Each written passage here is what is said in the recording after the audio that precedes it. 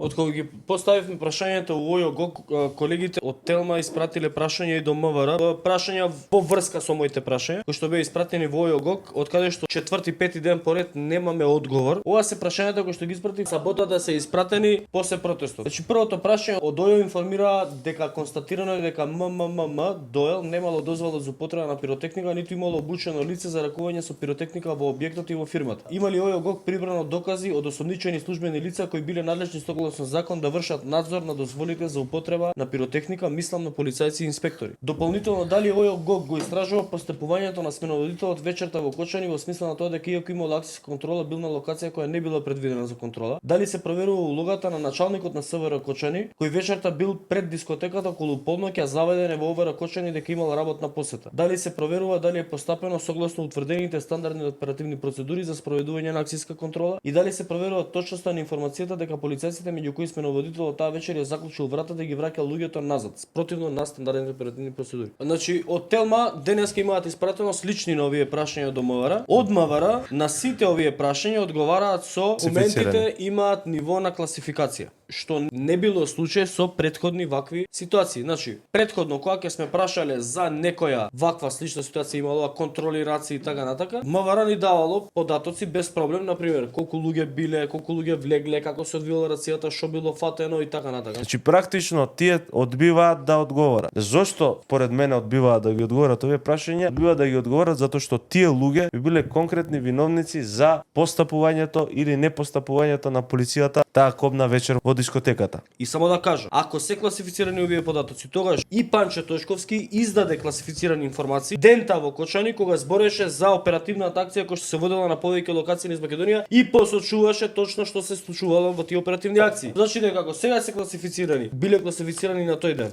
Значи дека Панче Тошковски оддал класифицирана информација на ниво државна тајна или службена, не е битно. Мечка ти ко внатрешна контрола си, мајко. Сега во моментот кога ние почнуваме да ги поставуваме овие прашања, кога веќе почнуваат и родителите да ги поставуваат овие прашања, сега одеднаш овие информации стануваат класифицирани, што е уште еден показател дека нешто крие. Нешто се крие и се штити некој.